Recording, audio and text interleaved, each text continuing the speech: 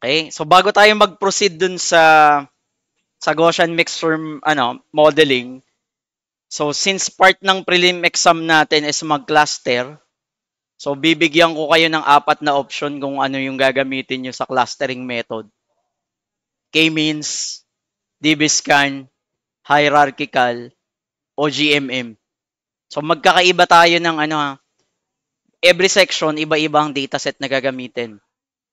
Sa GE iba, sa IF iba, sa GF tsaka sa kung ano mang IE is iba-iba tayo ng dataset Tapos i-upload ko lang yung exam dun mismo sa lab para hindi makita na advance. So since 4 na clustering yung tinuro ko sa inyo, ang key is humanap kayo kung anong appropriate para dun sa dataset na gagamitin natin. So as a review lang, as a guide, kung paano ka pipili, so isasama rin natin yung 4. Then pagkasama rin natin yung 4, tuturo ko yung Gaussian mixture model. So unang-una, ito'y review lang ng buong prelim natin. Yung K-means clustering, gagamit ako ng K-means kapag malaki yung dataset. So pwede ko siyang gamitin sa malaking dataset, pero hindi na to magma-matter kasi pipili lang tayo ng kakaunti. Pero sa totoo, kung meron kang malaking dataset, gagamit ako ng clustering. So ano pa na applicable ang K-means clustering? Kapag well separated na siya. Yung very obvious sa plot mo is very obvious yung cluster agad. So bakit ka palalayo Pero hindi laging ganon.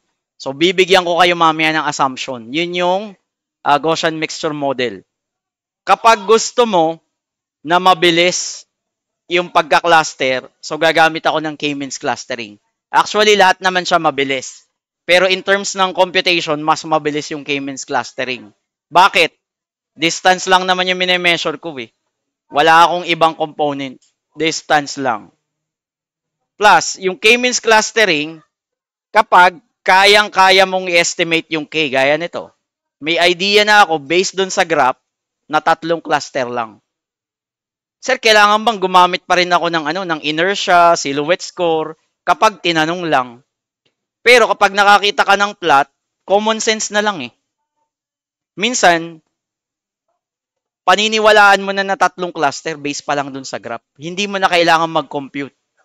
Pero pag tinanong ko lang, tsaka ka lang magko-compute. Yun kung K-means yung napili mo. Okay? So next, kapag yung dataset is low dimensional, ibig sabihin kakaunti lang yung variable. Gagamit ako ng K-means. Pero magmamatter pa ba yung kung high dimension o kaya low dimensional? Hindi na. Pagagamitin ko na kayo ng PCA. Kahit meron kang 45 variables, kahit meron kang 3 variables, o kaya 5, hindi na magmamatter kung low dimension. Iko-convert natin lagi sa low dimension data. 2 variables up to 3 para mai-project natin. Hindi na magmamatter kung low dimensional o kaya high dimensional in terms ng prelim exam kasi ang hindi gumamit ng PCA ay automatic mali na. May clue na kayo Pag hindi kayo gumamit ng PCA, automatic mali na. Sir, gusto ko correlational. Di bahala ka sa buhay mo. Mag-analyze ka. So, PCA, lagi tayong gagamit. Nakapili ka ng 4 na clustering. Ano ba siya? K-means, DB-scan, hierarchical, Gaussian mixture model. Okay? Tuturuan ko kayo paano pumili dun sa 4 based dun sa dataset. Baka sisihin nyo ako, hindi naman tinuro ni Sir Albon, pipiliin ko dito. Ay 4 na yung choice. Actually, marami pa to. Hindi ko na lang maituturo lahat. I-discover nyo na lang. Pero sir, bakit 4 lang yung pinili mo? Bakit 4 lang? Ako kasi ay judge halimbawa ng beauty pageant. Merong top 10 candidates. Okay? Pumili lang ako ng 4 na maganda na nagre-represent dun sa natanggal na 6 pa. Similar lang yung iba. Meron lang konting variation. Nagigets ba? Pero kapag marunong ka nitong 4 na to, survive na. Except yung self-organizing maps. Ibang klaseng halimaw yun. Mas maganda yun. So siguro sa finals, magka-clustering pa rin tayo pero gagamit tayo ng neural network. Self-organizing maps ang tawag. So, kailan mo siya gagamitin? Ito yung mga clue. Hindi, advantages pala. Simple lang, kasi distance lang naman yung mini-measure ko, tsaka mabilis yung pag-execute. Works well on large dataset. Sir, magmamatter pa ba yan? Yes, magmamatter pa rin. Kasi kung ang dataset ko is 500K, ang sinasabi ko lang, hindi siya magmamatter kung maraming variable. Kasi ipipCA natin. Kung meron kang 500K data points, magmamatter pa rin yan kapag masyadong malaki. Okay? Plus, mas madaling i-interpret ang K-means kasi magaling siya sa ganitong pattern sa spherical data. Okay? Kung napapansin nyo yung customer data natin, pwedeng K-means, pwede akong gumamit na ibang method. Since nung ang customer data natin is K-means lang yung alam natin dati, so yun lang yung ginamit natin. Plus, ano yung disadvantage niya? Kailangan alam mo yung number ng K bago mo siya ma-model. Sir, paano ko malalaman yung number ng K? Nagpa-plot tayo ng inertia, kung natatandaan natin. Okay? Elbow graph. Ano yung hindi capable siya? Hindi ako pwede makadetect ng outlier. Plus, napaka-sensitive ko ng initialization. Di ba meron siyang parameter na related sa initial? Di ko alam kung anong initialization. Kung natatandaan nyo, may value tayo dyan na auto. Natatandaan nyo, may auto tayo. So, kung meron akong 500 points, bakit ino-automatic natin? Kasi, out of 500 points, napaka-random kasi kung saan siya magsisimula. Pwedeng ang simula ko ay measurement ko ay dito. Yan yung initialization na tinatawag. Pwedeng kapag iba-iba tayo ng initialization, magsimula yung computation mo dito. Iisa-isahin ko yung 500 points. Napaka-random. Kaya kailangan natin ng initializer. Pero, hindi na natin problema. Kasi hindi magra-run yung code mo kapag wala ka nito. Nire-record niya ngayon na meron kang initialization. So, wala magiging issue dyan. Tapos, can struggle with non-spherical cluster. Ito, hindi kaya yan ng K-means. Nakita nyo na yan, quantitatively. Yung mga ganyang pattern. So, nag-i-struggle siya dyan kasi madedetect ko lang yan based sa density. Okay? Pag non-spherical uneven cluster, talo tayo dyan. Kaya pag nakakita ka ng dataset sa exam na uneven na, it's either mag-DB scan ka na lang o kaya hierarchical. Sir, ano yung Gaussian mamaya? Surprise! So, yung DB scan naman ganito. Kapag ang shape mo ay arbitrary, gaya niyan, no? Bawa ganyan. May shape na ganyan. Bawa, ganito yung cluster. Medyo kakaiba. O kaya non-spherical. Ano yung non-spherical? Pwede ding elongated. So, pwede akong gumamit ng DB scan. Plus, kapag sinabi ko ang problem mo ay humanap ka ng outlier, madali eh. Okay? So, matik yan. Sir, mag-a-assign ka ba ng DB scan? Dun sa exam, lahat may DB scan. Para fair. Then, yung isang dataset lang, is pipili ka lang dun sa tatlo. Okay? Sir, mali ba pag mali yung napili ko? Hindi naman. Hindi naman ako nagsisiro, di ba? May points pa rin kahit mali. Okay? Kasi, ang point ko dito is, wala naman talagang maling model. May mas tama lang, merong mas hindi. Sinabi ko na sa umpisa, walang maling model. Pero, may mas tamang appropriate siya o hindi. Napaka-relative ng data science. Kung naniniwala kayong model A mo is much better than B, opinion mo yun. Kung naniniwala ako yung model B ko is mas maganda dun sa A, opinion ko din yun. Pagandahan na lang tayo kung paano natin ipe-present. Kung paano tayo paniniwalaan. Okay? So, kapag meron kang varying densities, again, pag meron kang overlaps, tapos concern ka is kung gaano kadami o kaya ka-dense yung dataset mo, so gagamit ako ng DB scan. So, ito i-review lang So, anong advantages ng DB scan? Kahit irregular yung shape, gusto mong ma-detect yung noise, hindi mo kailangan sa umpisa na alam kung ilan yung cluster. Tama. Hindi naman ako nagde-declare N cluster. Ilan ba agad yung cluster ko? Sa K-means, kailangan ko yun eh. Para mai-model ko. Pero, ang disadvantage niya ay yun din. Although hindi ka magpo-provide ng number ng cluster sa unahan, napaka-sensitive naman ng epsilon at saka ng minimum sample, yung min points. Nakita nyo yan sa laboratory. Slight change ko lang, halimbawa from 0.4, ginawa ko lang 0.5, is hindi na niya kayang i-cluster at some point, halimbawa 0.4, kaya niya i-cluster, at 0.5, nag-iiba na agad. Ibig sabihin, kahit konting value change lang ng epsilon at saka ng minimum points, mag-iiba yung itsura ng model mo. Hindi kagaya ng hierarchical clustering, di ba? Nag-simulate tayo na kapag ang cut-off point ko ay 3 hanggang 14 halimbawa, yan ay 3 cluster pa rin. Nagegets? Ibig sabihin, meron tayong margin of error. Pwede pa nating i-cluster ng 3 hanggang 3 to 14. Pero ito, napaka-sensitive nung epsilon value mo tsaka nung min points. Halimbawa, ang minimum points mo lang ay 2. Ginawa mo 3. Malaki na agad yung effect doon sa clustering. Kung anong advantage niya, hindi ka nga nagde-declare ng cluster from the start, yun din naman yung nagiging disadvantage niya. Kaya nilalaro natin yung epsilon at saka yung minimum points value. Kapag arbitrary yung ating, ibig sabihin irregular shape yung ating dataset. So, next. Ano naman yung hierarchical clustering? Kung gusto mong malaman kung ilang cluster, required na meron kang dendrogram. Tama? Gusto mong hierarchical clustering yung gamitin mo. Required bang mag-dendrogram?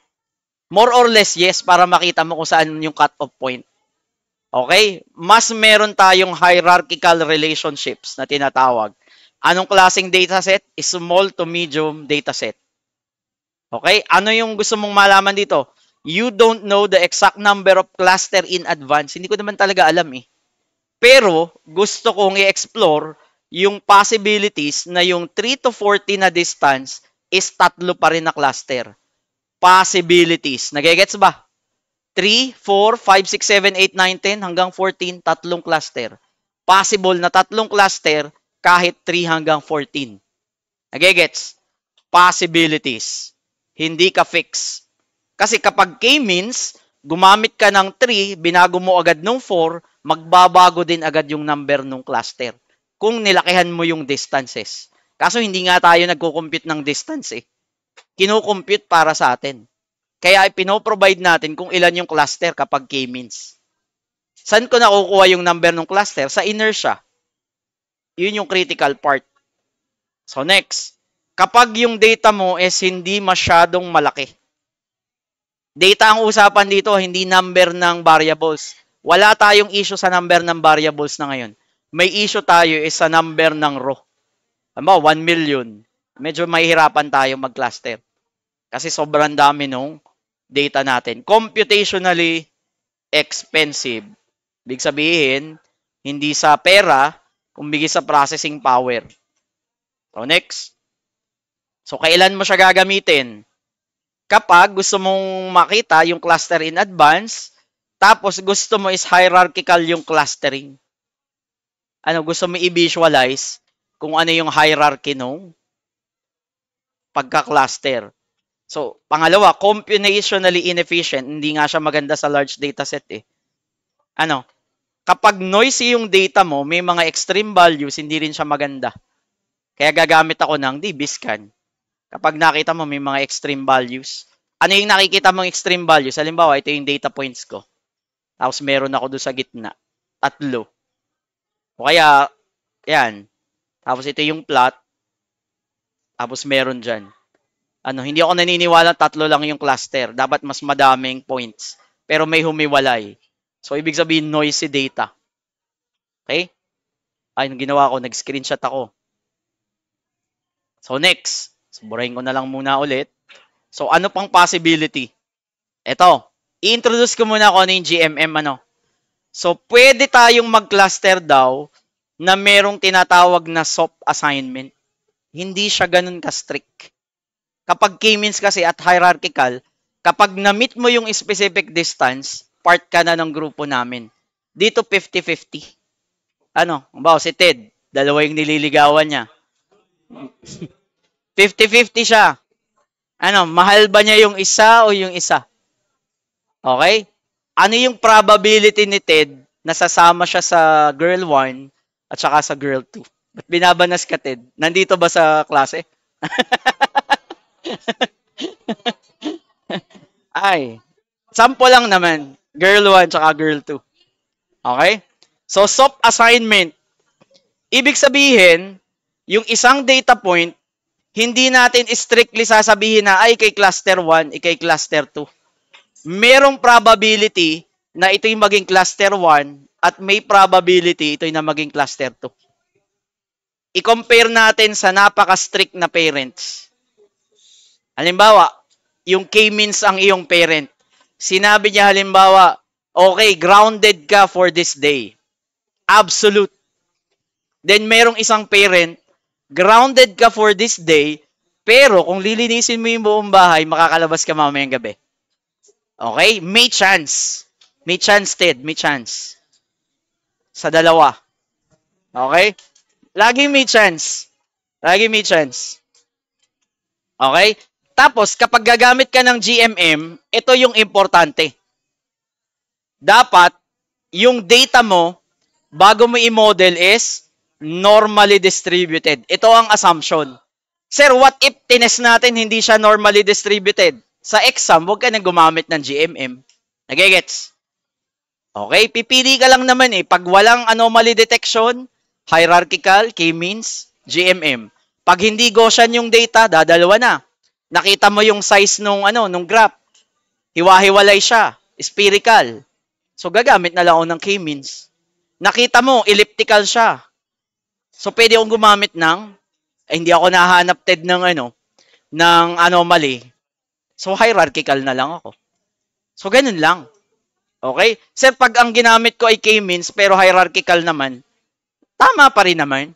Pero mas mataas syempre yung sa 500 pesos tatama syempre. yung tama. Kay Silva na yon. Automatic. Okay? Kinilaim na niya eh. Tapos, okay din siya sa overlapping. Yung sinasabi ko, halimbawa, itong data points is nag-overlap. C1, C2, pwede ko sabihin C1, C2. Probability, parang nag-toss ako ng coin. 50% yung probability na heads or tail.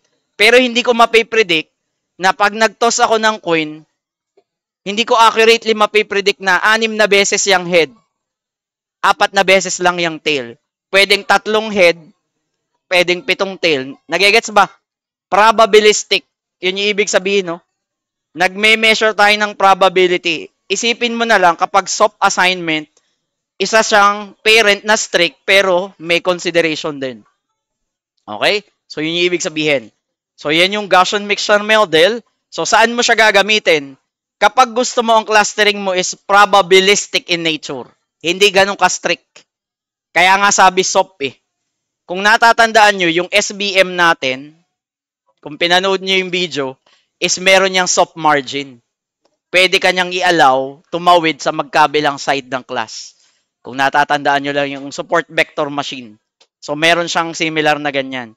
SOP clustering. Yung K-means kasi is hard clustering. Napaka-strict niya.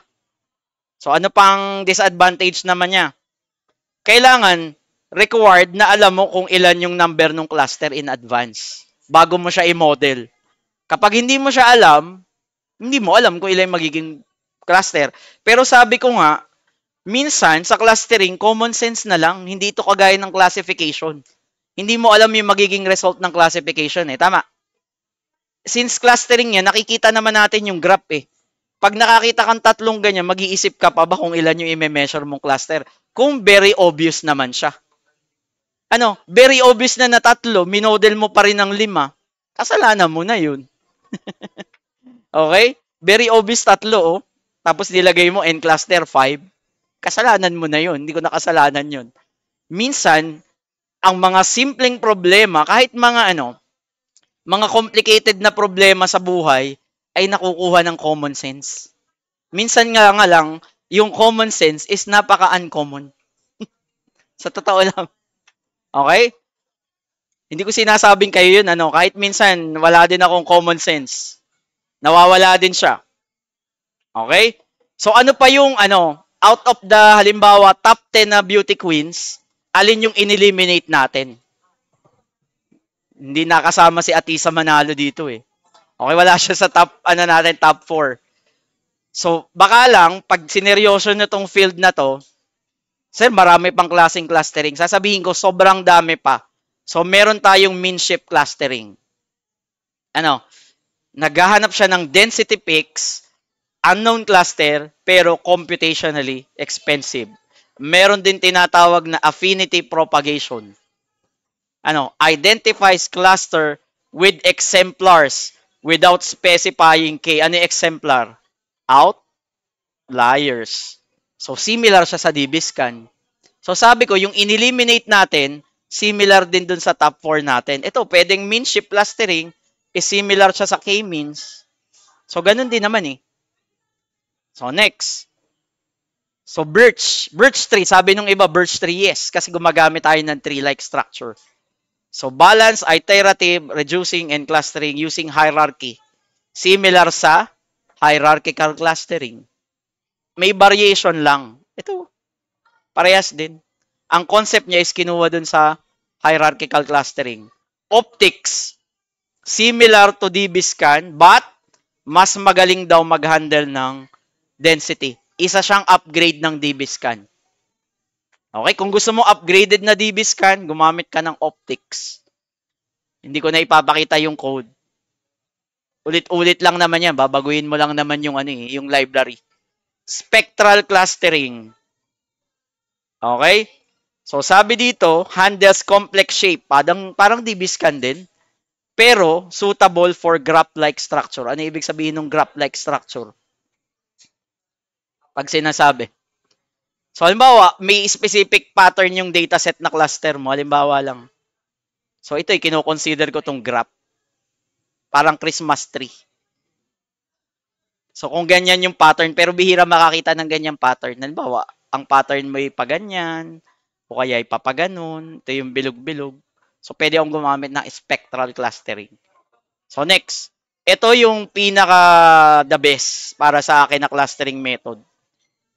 Self-organizing map. Sa finals natin, gagamit tayo nito. Kasi ang finals natin is all about neural networks. Okay? So, sir, bakit maganda yung neural networks? Ang neural network kasi is sinatabing black box model. So, halimbawa, may output ako dito, 0 and 1. Ang ifinid ko na variable, halimbawa, is sabihin ko ng 70 variables.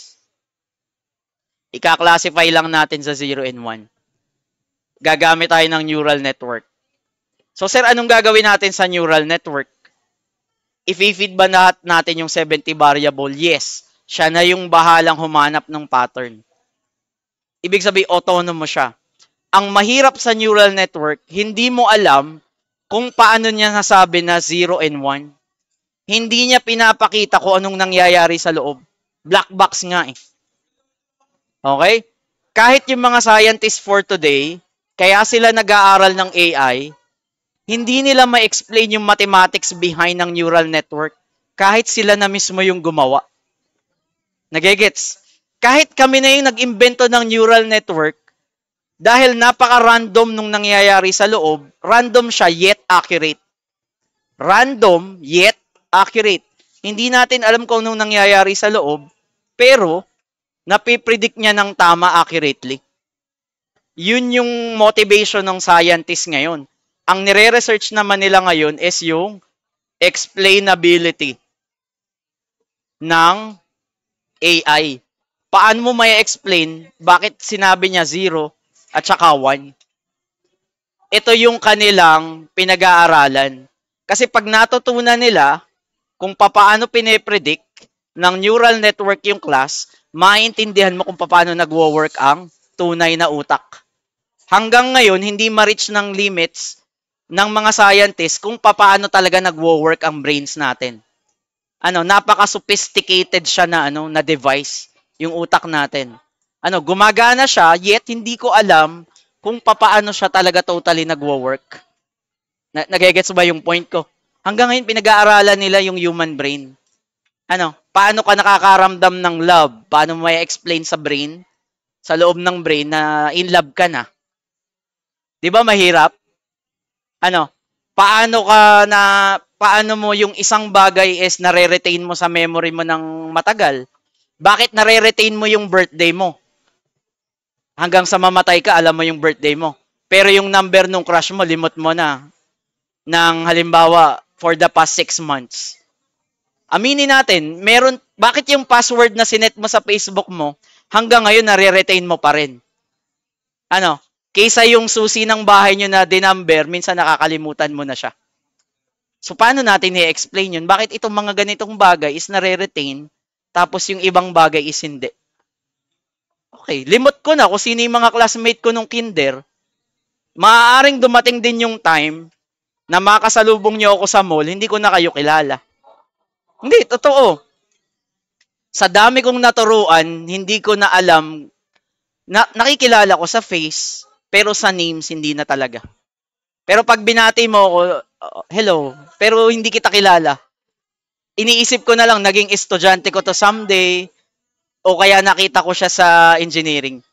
Try mong mag-teach, Sir Melendres, maintindihan mo yung sinasabi kong yung estudyante mo makakalimutan. Pero may mga estudyante ka na hindi mo makakalimutan. Tama. Lalo na yung tumahay sa classroom.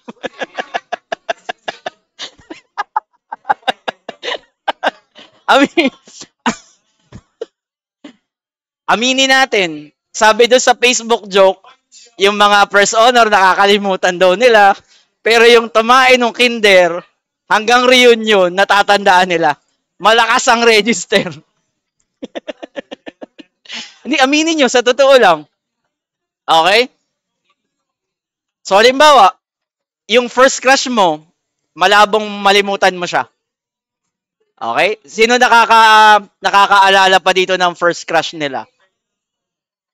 Sigurado ako 100% naaalala nyo pa rin siya. Okay? So, sino nakakaalala dito ng first heartbreak nila? O, di ba?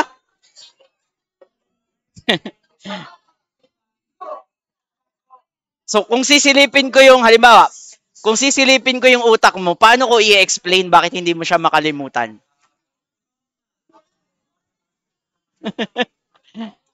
Paano ko siya i-explain internally sa brain? So, ganun ang neural network. Nagre-register siya sa memory natin, pero hindi natin ma-explain bakit ba nag-register nga siya. Okay? Hindi ko din alam, hindi ako brain scientist. Then meron fuzzy means clustering na tinatawag. Similar saan similar? Sa ginagawa na natin, which is yung GMM, Gaussian Mixture Model. So nakita nyo, yung in-eliminate natin is merong pagkakahalintulad dun sa top 4. So ito na yung top 4 natin. Pipili ba tayo ng grand winner? Hindi. Kasi iba-iba sila. Okay, yung isa pang Miss Universe, pang Mr. International, Miss International, pang Supra, yung isa ay pang Miss World. Okay? Walang Miss Grand. Walang Cosmo.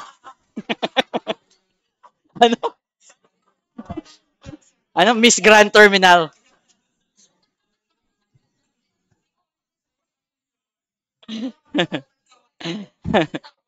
Okay? So, mamaya na yung code. I-explain ko muna kung ano yung GMM. Parang meron na lang tayong, grabe, 2:30 na agad. Diba? Bibilisan ko na lang. I-explain ko lang paano ba siya dinedescribe. Mabilisan na lang ha. Madali naman siyang intindihin. So, ito yung Gaussian Mixture Model. Okay? So, papaano mo, since ito ay Gaussian ang model natin, ang unang requirement dito, kailangan yung data mo is normally distributed. So again, sa prelim exam, kung hindi na normally distributed yung dataset mo, ano pang point na gagamit ka ng GMM? Nagigets? Di tatatlo na lang. Di pumili na lang kayo based dun sa assumption. Okay? Pag hindi siya normal, distributed, sir, ano bang normally distributed? Ano magiging itsura? Ganito. Tatlong klase ang normally distributed. Merong mataas ang peak, pero normally distributed both left and right. Nagigets? Ito'y Gaussian. Meron namang katamtaman lang ang peak, pero normally distributed both side. Yung nasa gitna, yun yung average. Tapos yung distribution ng data mo is normally distributed.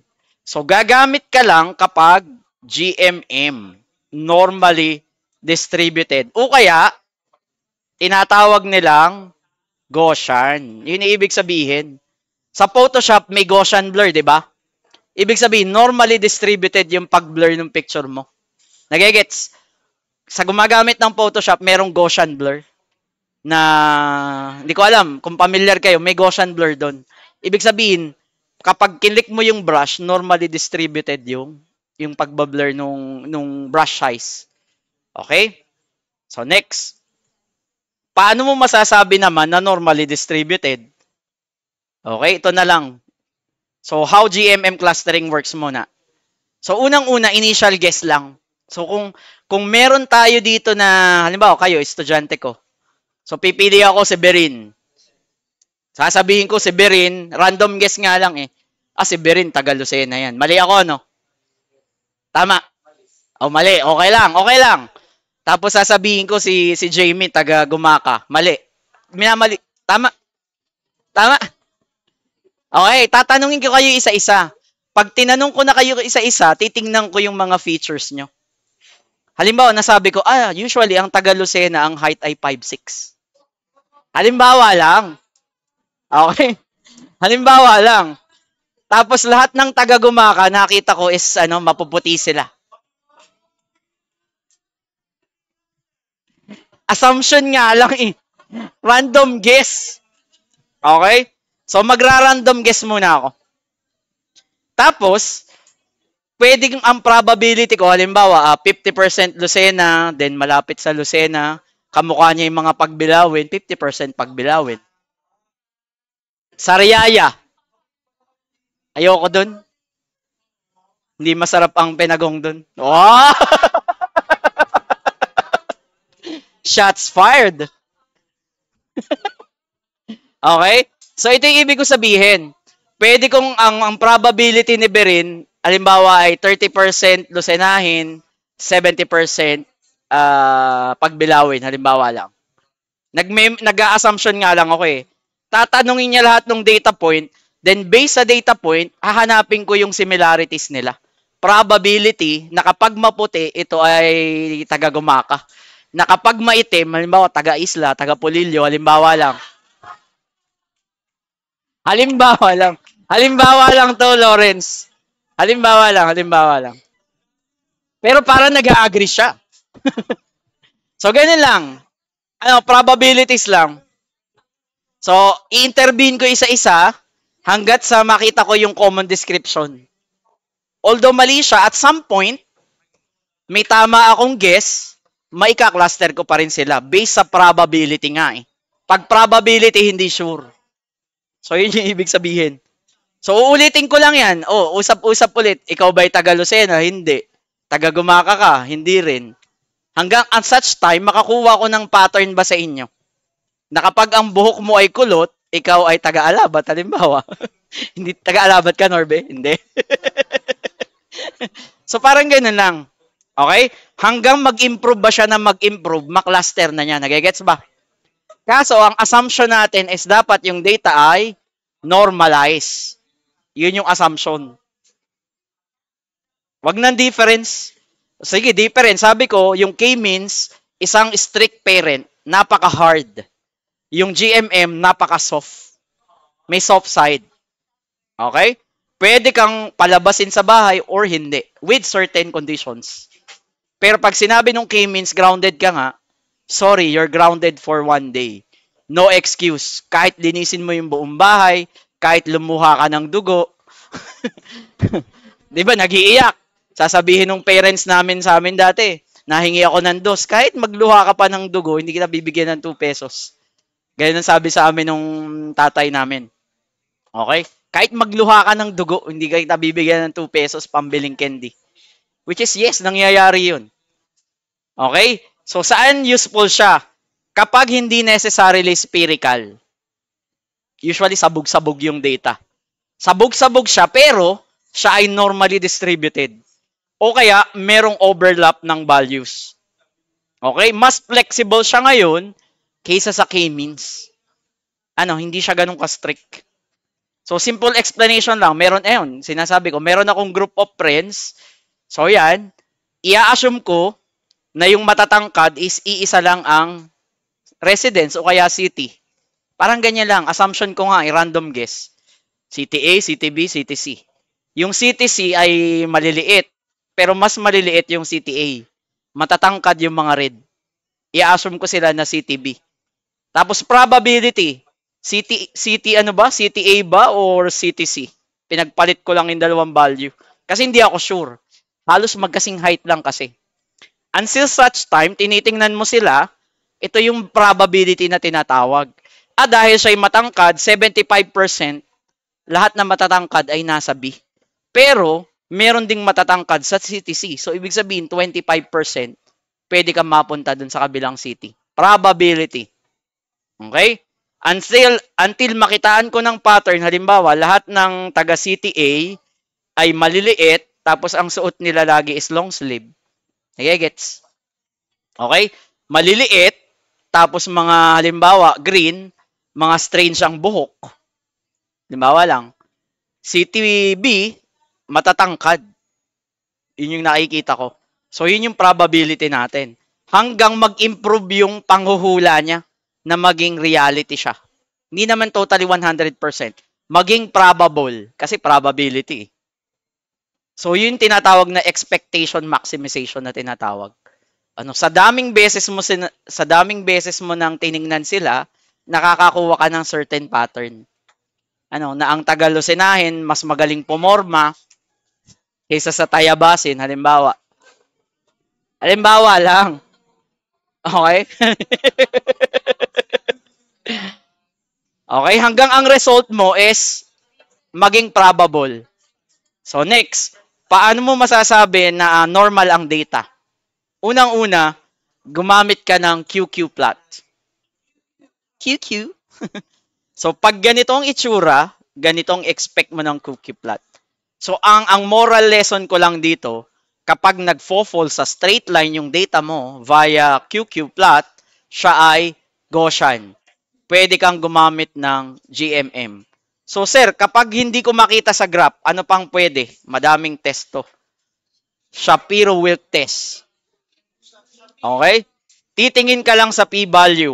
Kapag greater than 0.05, normal yung data. So ano pang alternative? Meron tayong tinatawag na parang vodka ang pangalan. Kolmogorov Smirnov. Russian. Ito. Tunog pa lang parang vodka na. Okay? So, overlap. So, yung overlap ang mini-measure niya. So, normal kapag yung kulay blue, kapag difference, syempre may difference ng distribution. So, same. Tingin ka din lang sa p-value. Kolmogorov. Parang, nakakalasing yung pangalan. Skewness. So, hindi lang ganito yung normal.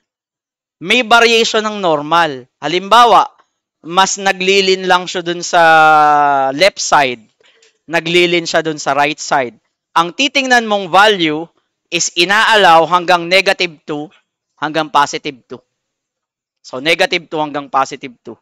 Skewness test. So, ano pang pwedeng maging normal? Kurtosis. Okay?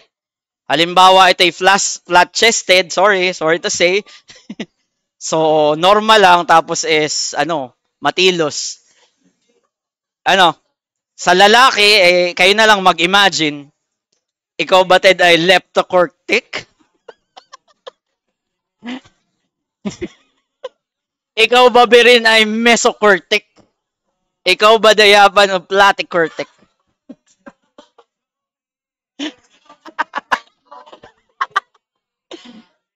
Ano daw? Berin, kurtosis reveal daw.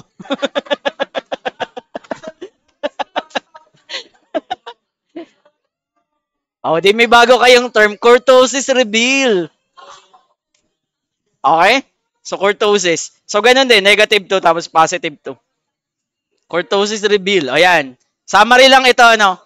Pag skewness, in terms ng, ano tayo, vertical. Kapag, hindi, tama, vertical pala yung, yung kurtosis. Up and down eh. So, horizontal yung skewness. Parehas, normal siya kapag nasa range na negative 2 to positive 2. So, yun yung assumption. Okay? Yung code naman, silipin nyo na lang, madali lang naman yung code.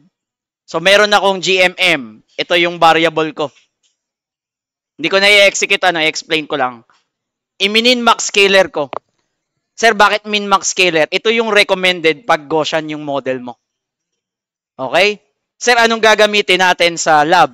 Huwag kayong mag-alala, ako na magde-declare ng scaler. Malamang ito yung gagamitin ko, mas maganda to eh. Okay? Huwag kayong mag-alala, pwede namang gumamit ng min-max scaler sa K-min, sa DBSCAN. Para mas dikit-dikit lang. Ito kasi ay 0 to 1 o kaya is negative 1 to positive 1. Kailan nagkakameron ng negative 1 sa min-max scaler? Kapag meron kang value na may negative sa loob, nagkakameron siya negative 1 to 1. Pero kapag positive lang lahat, 0 to 1. Alam mo, may value ka na negative 1, 4, 3.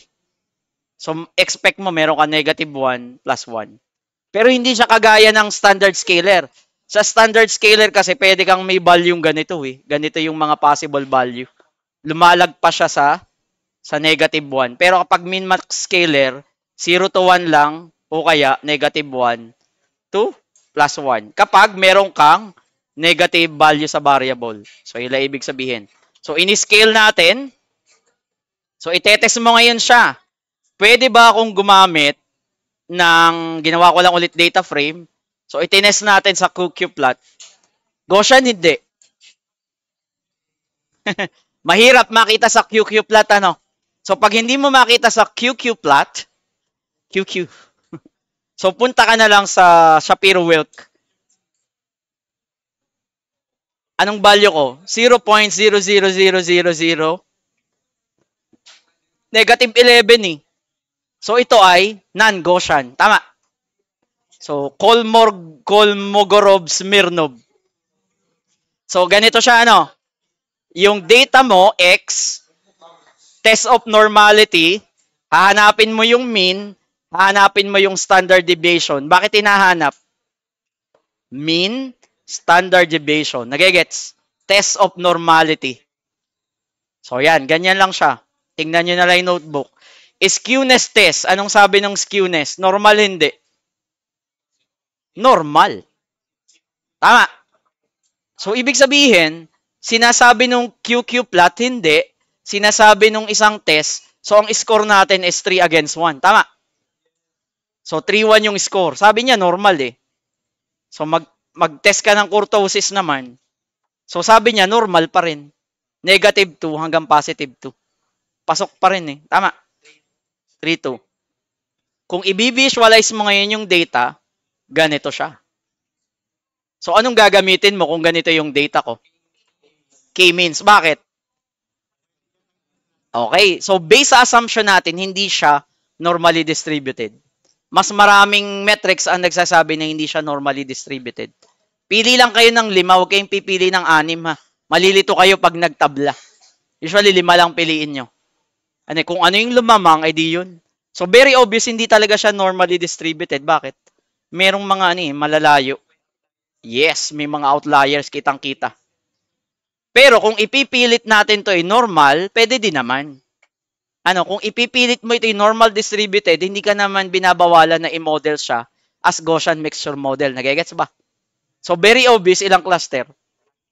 Okay. Hindi ko na kailangan i-compute. Pero kung interesado ka, i-calculate mo yung Bayesian Information Criterion at saka AIC. Mas mababang value nitong dalawa, mas maganda.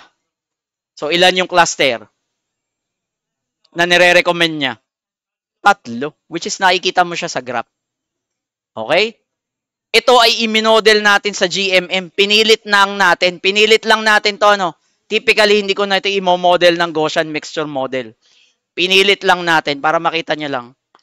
So, nung kinluster ko na, ito yung silhouette score. Ilang cluster ang sinuggest niya? 3 pa rin. Kasi mataas yung score eh. Yung silhouette score ko is 0.75, which is nag-agree dun sa graph. Kung i-graph ko yung Davis-Bolden score, sir, ano yung Davis-Bolden score? Pwede din siyang pag-identify kung ilang cluster kapag Gaussian yung model. So, according to this, DB1 is the best. DB3. Ano? So, 0.32. Mas kaunti yung, yung value sa Davis-Bolden, mas maganda. Pero wag nyo na tong sundin. Payo ko lang. Minsan sinungaling to. Susundin nyo yung silhouette score. Pero kung gusto nyo lang i-confirm, yung BIC natin at saka yung Davis-Bolden, nag-agree naman siya. So, nare-reinforce na tayo ay 3 cluster. Then, ito na yung Gaussian mixture model. Ang gagamitin kong cluster is 3. Para siyang K-means, kailangan ma-identify mo muna kung ilan yung cluster. Then, ganito yung magiging graph. Ganito yung magiging graph. So, ito yung ito yung clustering ng GMM. So, gamit tayo ng ibang dataset. So, same dataset, same din yung ginawa natin. Very obvious normal. Pag nakakita ka ng ganito. So, ito, greater than 0.05. Pag greater than ay Gaussian. Normal. So, tinest natin, p-value is abnormal. Non-normal, sabi nung Kolmogorov-Smirnov test. Okay? So, dalawa naman yung nagsasabing normal ta. Skewness, normal. Kurtosis, normal. Pwede akong gumamit ng GMM? Yes. Kung i-visualize mo siya, hindi siya ganun ka-obvious. Pero, itong dataset na yan is normal. Okay? Anong gagamitin mo na ngayon? K-means, hierarchical, GMM. Pag nakita mong normally distributed, punta ka na agad sa GMM, no questions. Okay? Pag hindi ka nakakakita ng normal distribution, it's either dalawa na lang kung walang outlier na pinapakahanap. K-means na lang tsaka hierarchical. Imagine mo kung alam mo pa yung ibang model na sinabi ko kanina. Kung may idea ka ng affinity propagation, may idea ka ng ganyan, pwede mo din silang gamitin, pero itest mo kung alin yung may magandang cluster. Okay? So, ito na. So, ilang cluster tayo? Normal siya, pero hindi ko alam kung ilang magiging cluster. So, mag-model ka ulit. Hanapin mo yung BIC score at saka AIC. Doon mo kasi siya makikita kapag normal. Okay? So, ilan? Pinakamababa ha. Hindi ko pipiliin ay 1. So, at least 2 minimum. Remember, ito ay soft clustering. Hindi siya fix. Ibig sabihin, probability nga eh. Pag pinili ko ito, i-model ko siya ng silhouette score pa rin, ang sasabihin niya is, mas mataas pa rin yung 0.33 sa lahat. So, ibig sabihin, ang nire-recommend niya is, 2. Okay? So, sabi sa Davis-Bolden, kaya sabi ko, sinungaling to, ang nire-recommend niya ay 6. Pero kung makikita niyo yung graph, hindi rin siya masamang i-cluster. Kung titingnan niyo yung graph. So, pumili tayo, halimbawa, 2 lang. So, iraran ko siya from the start. Kasi kailangan ko siyang i-run para makita ko yung graph. So, ang n components ko ngayon ay 2. So, ito yung magiging cluster natin. Okay? Pero, hindi masama na pumili ka ng 3. So, sir, parang gusto ko na lang GMM, sir, yung mapatapat sa akin. Kasi maraming allowance. Okay? So, pwede akong kumuha ng, pansinin niyo yung pag normally distributed yung data. Okay? Ito yung nagiging clustering niya. Parang ganyan. So, ito yung sa 3. Hindi rin masama kung gagawin mong 4. Pero para sa akin, masyado ng overkill yung 6 na sinasuggest nung Davis-Bolden. So, kapag 4, hindi rin masama. Okay? Kung ito ay width-seed clustering, ito yung sinasabi ko. Wala akong idea kung ilang genera merong, kung ilang species meron ng width. Tatanungin ko na lang yung kung sino man siya. Then sasabi ko apat, wrong. Tatlo lang ang ano natin. Eh di tatlo lang yung gagawin ko. Ano, na clustering. Pero kung makikita nyo, hindi rin masama na kumuha ka ng apat. Kasi maganda pa rin yung clustering. Parang ang shape niya is nagiging ganun, no? Para bang specific angle. Okay? So, which is, ang assumption natin, since ito ay normal, pwede akong gumamit ng GMM. Ano ang optimal number ng cluster para sa akin?